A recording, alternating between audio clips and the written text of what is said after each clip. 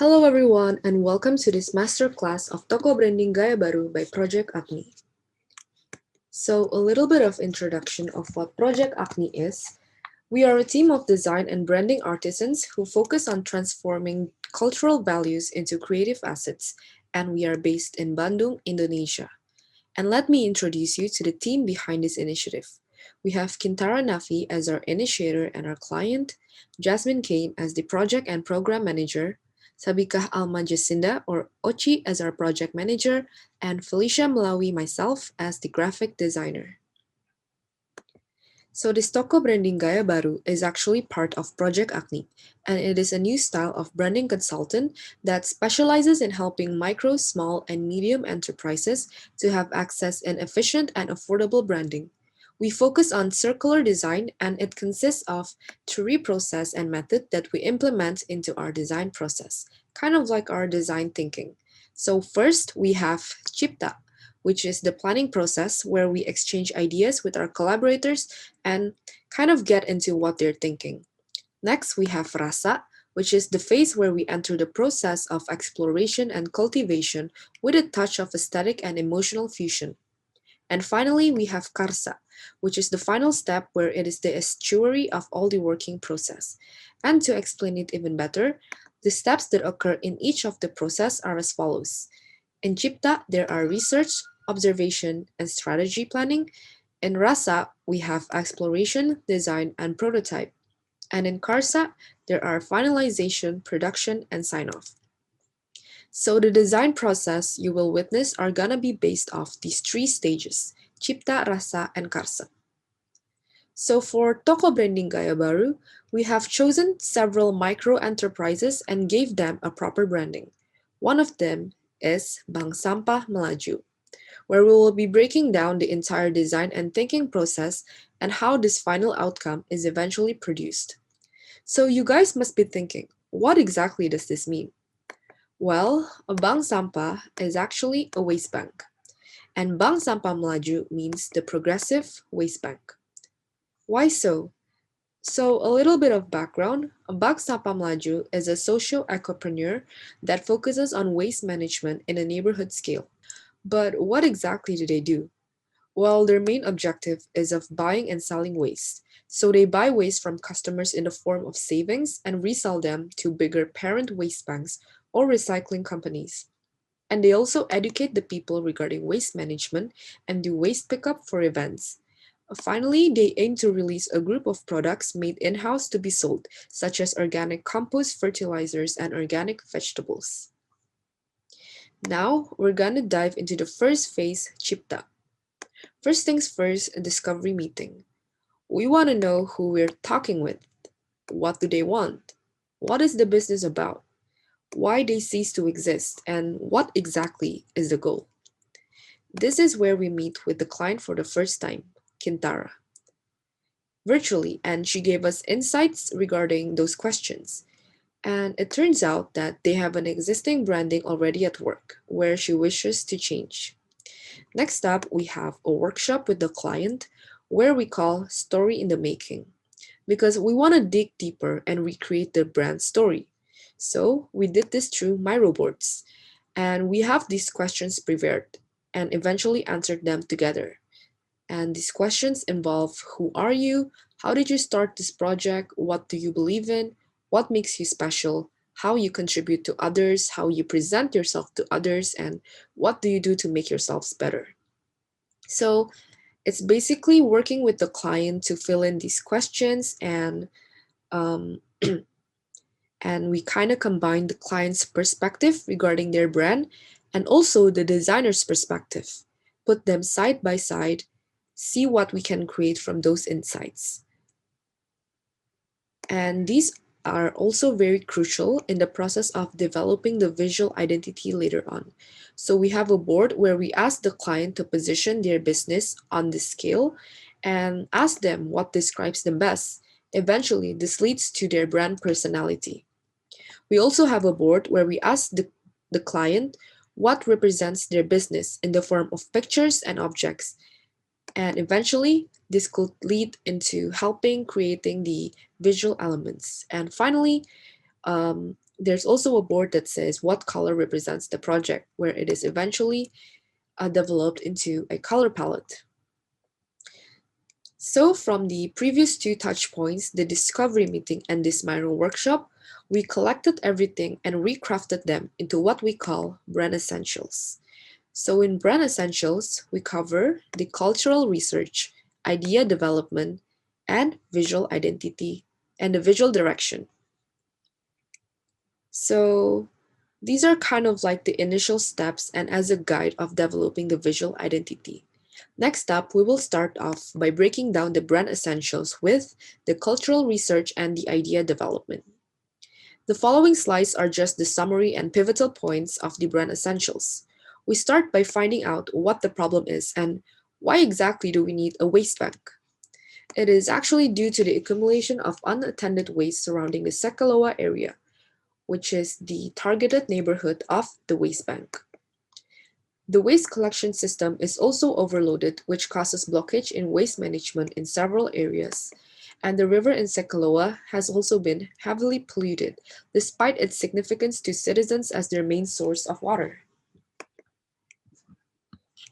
And from talking to Qinthara, the founder of this waste bank, she quoted that waste must be managed from the source itself, and the source are us humans. So we ask, why must we protect nature in the first place? Well, nature can be described as a mother who nurtures the livelihood of the people. Nature is always present as a sign to share or give. Nature stands as the symbol of us living in harmony. Therefore, it is important for us humans and natures to live together in assimilation.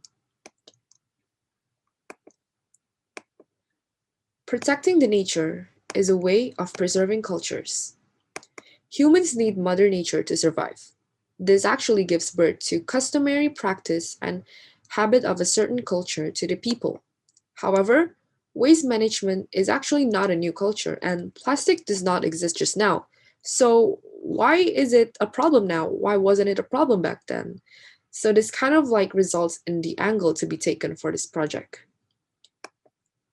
We found out about the term culture return, and it means returning to a culture and recalling the days where the world before the world was infiltrated by waste elements.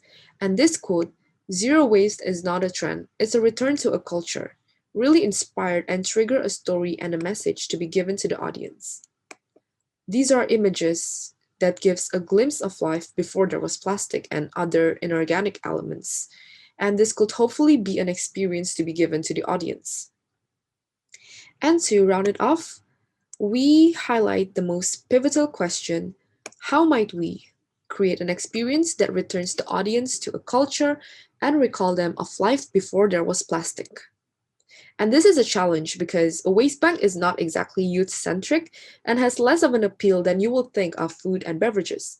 How exactly could we make this waste bank appeal to the audience? We then rewrote the purpose of Bank Sampah Meladjoe, that is to build a community of young adults that are conscious towards waste management and provide an experience that returns them to a culture and life before plastic. Diving into part of the strategy is the visual direction. So from the Miro workshop, these objects are categorized into two elements. First is the waste elements, which consists of the plastic waste, metal, and in Indonesia, we have cooking oil stored in those plastic containers. And as for the natural elements, we have water, the river, and the area of Sekaloa, and also batik Baduy, which is traditional batik from the Sundanese culture, which is where the waste bank originates from. So these objects could eventually help us in creating the visual elements. And next we have the color palette. So this is also developed from the Miro workshop. So the first color we have is hijau caang, which is inspired by this plant Photos neon to symbolize the greenery and nature. It is also to add a kick of freshness and color to build spirit. Next we have jeruk keprak, which is a youthful and energetic color. It has kind of like the boldness from red, but also the cheerfulness from the yellow hue. And next we have biru Baduy, inspired by the traditional apparel from the Baduy tribe, which is a sub-ethnic of the Sunda tribe in Banten. It could also symbolize water, which is a crucial element for this project. Next, we have hijau luweng, which is one of the neutrals that is inspired by the depth of the color of the wilderness and forest, and putih kendi, which is the second neutral that is kind of like a broken white hue. It is to neutralize the surroundings, and it's actually inspired by the overall colors of sustainable and eco-friendly vessels and containers. And finally, we have what we have here is the hierarchy and of the color palette. Next up, which is we have a tone of voice, which was also resulted from the workshop. And from this, we got the keywords bold, vibrant, vernacular, and transitional, which is a combination of traditional and modern. And the final part of the brand essential is actually the ideascape, which is kind of like our guide for the whole designing process. So this is the ideascape, and it is mostly inspired by the influence of Chinese and Indian cultural assimilation, as we can see it through the graphics, patterns, and architecture. So part of the reason why I chose this is because I'm actually currently based in Singapore, and here there are Peranakan culture buildings and streets that are vibrant and lively, and every time I pass by and observe, I feel spirited and alive. So what better way to bring life to a previously unknown waste bank? We can paint a color in the neighborhood of Sekeloa and contrast the monochrome surroundings in the area. So now that we have a clearer idea and direction of where this project is going, we can move on to the second phase, which is rasa. And it includes the visual identity development. So to start off, I gathered some keywords that will base the whole identity. And those are water, leaf, circular, youthful, rewind, and fluid. And the way we do it is through this diagram called the morphological matrix. So we start off from the most simple element and then develop it into a more refined and complex one. So next we have the first draft of the identity, and this is kind of like the exploration and sketching. So as you can see, I was inspired by the rewind symbol and a water droplet. Combine them both and add a leaf in the middle, and it results into this. And this results in the first draft of the identity. And this is what it looks like in color as well. And for a while, I actually thought this would be it until the feedbacks came. And I actually agreed that it was too stiff and corporate, definitely not logo ready. So how do I make it even better? I circled around the water droplet and I just decided to make the concept of water into fluid shapes and decided to just make the logogram circular, but still incorporating the rewind and leaf elements. So taking the first draft of the logo, I made it into a more fluid shape and then make it into inside a circle. I decided to change the direction of the rewind as well and resulted into this.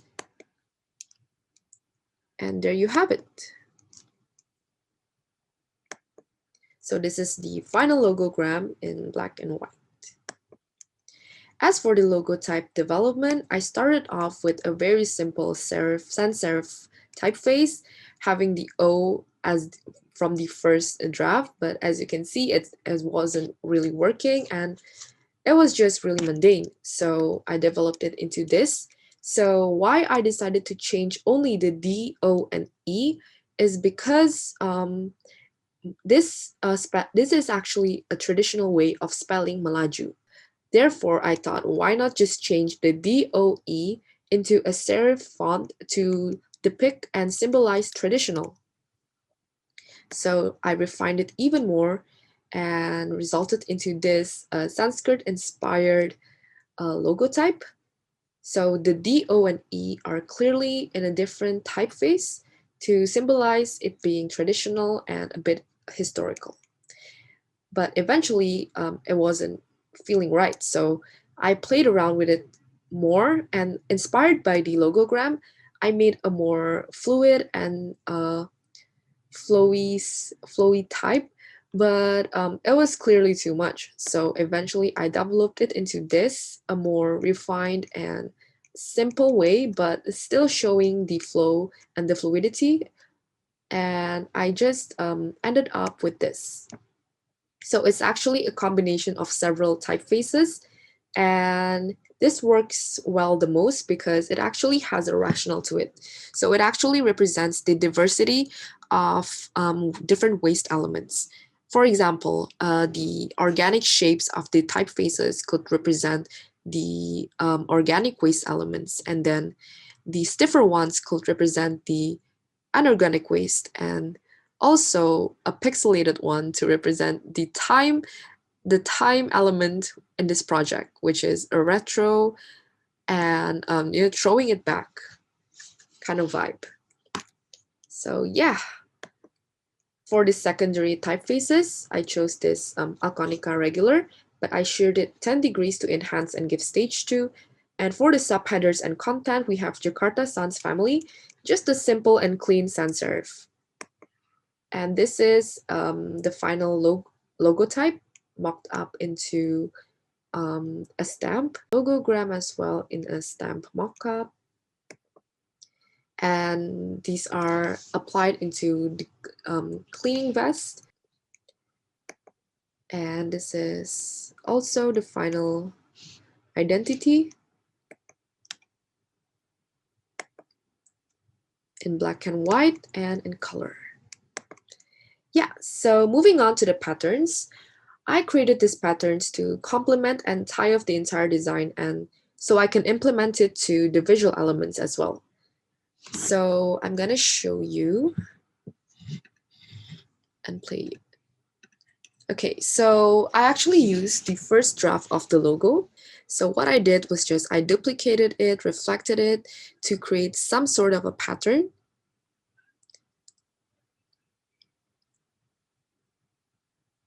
And once we have the pattern, I thought there was nothing special about it, and it just looked quite plain and boring. It was quite straightforward. So I decided to look at it in a different angle, and I thought, like, what if I just take the middle part, which is what I'm doing right now. I outlined it and traced a shape out of it, hoping that I can create, maybe something out of it.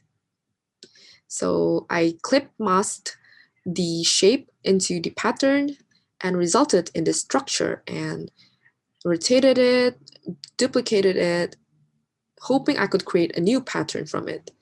Now that I'm happy with it, I thought it was too skinny, and it could do with some more weight. So I decided to just fill in the center part and resulted in this. So I decided to then overlap the new pattern I created into the previous one and just see what I can do with it. And this is actually where the next pivotal idea started to come. When I lowered the opacity, I thought, what if I just make the overlapping elements in a different color? So that could actually result in something really interesting and unique. So I just took the center shapes and then recreated it and make it into a new pattern, as you can see. Yep, so once I have this, I make them fixed, and then once I'm happy, I duplicate it and I result in a new pattern. And I actually use Pathfinder to cut off the overlapping shapes, and there you have it. So as you can see, the overlapping shapes are now transparent, and you can easily change the colors later on. But what I realized is that it's too big and it's just too crowded. So I decided to narrow it down a bit and make them more detailed. And because when you zoom in, it's where you can see all the difference. And it looks so much better, as you can see. And just eyedrop it if you want to change the colors. And yeah, there you have it with the patterns.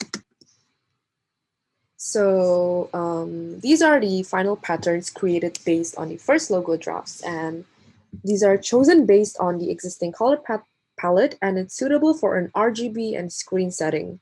So as a result, we have kind of like a psychedelic, retro-looking color and motif, and this actually suits the rationale and concept of the brand, of which is like culture return and throwing it back to the old days. And these are alternative colors for a CMYK and print-friendly setting. Next up, we have the secondary pattern, and it's actually developed from the final logo, and it acts as a mark to be implemented in several assets. So as you can see, I just duplicated it and reflected it to create a mini pattern. And next up, we have the objects, or the part of the visual elements as well.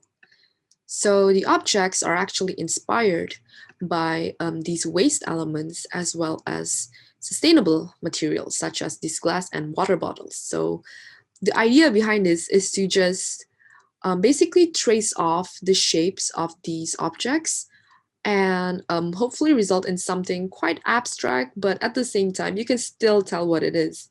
There was really no rules in creating this in this part because I was really just like, you know, having fun and creating something that's like you don't like it's not really straightforward, but it's not really too abstract.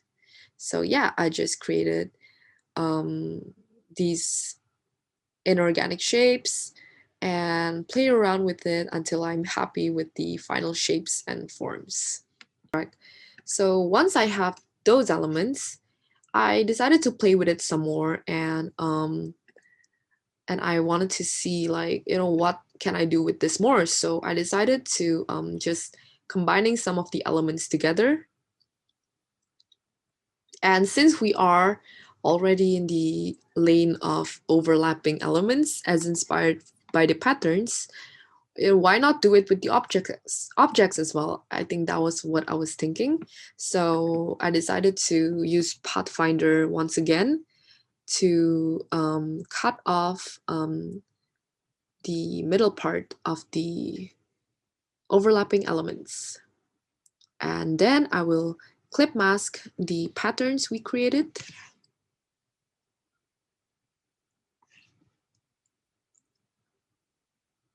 And adjusted it, you know, the more zoomed and refined and the more zoomed it is, like the better you can see the details, the better it is for me. And then fixate it into the existing elements. And there you have it. And my Illustrator is glitching as always.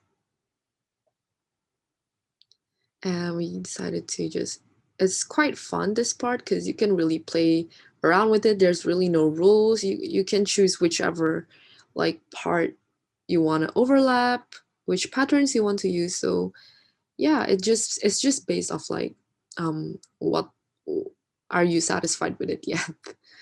Yeah, so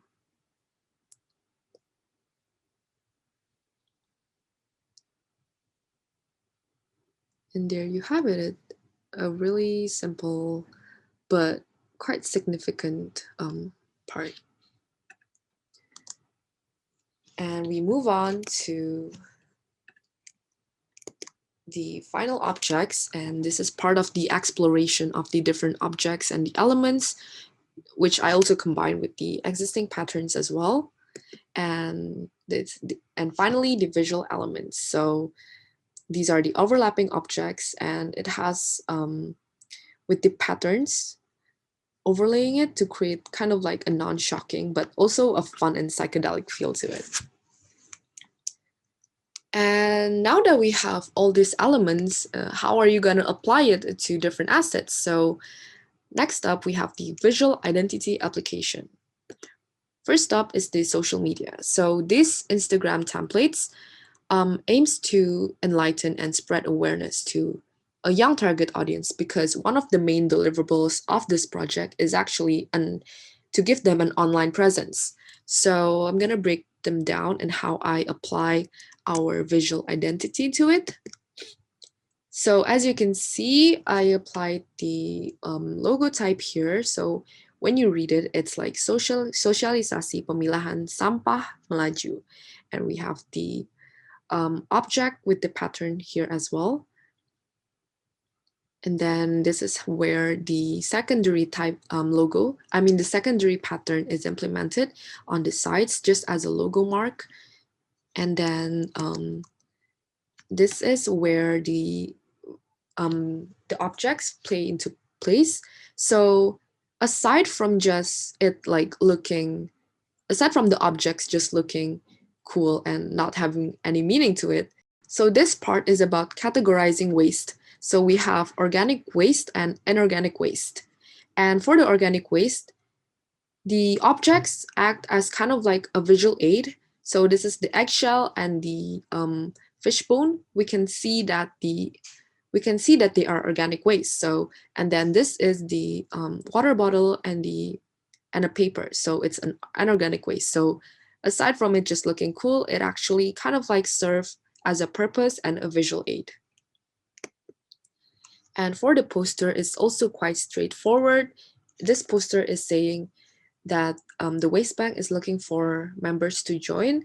So I symbolized it with the garbage, with a garbage bag and a plastic bag. And for the packaging exploration, this is like the first draft I created. So it has a really shocking color to it, but it might not work in it's not print friendly. So, which is why we decided to use this in the end. It's more print friendly and it's more simple and subtle.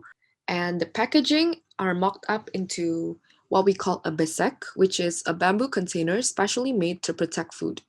So it's part of Japanese tradition, and it is eco-friendly and sustainable, and it is also as a request from our collaborator. Finally, that we have all the elements tied together, we can finalize it and move on to the last stage, which is Karsa.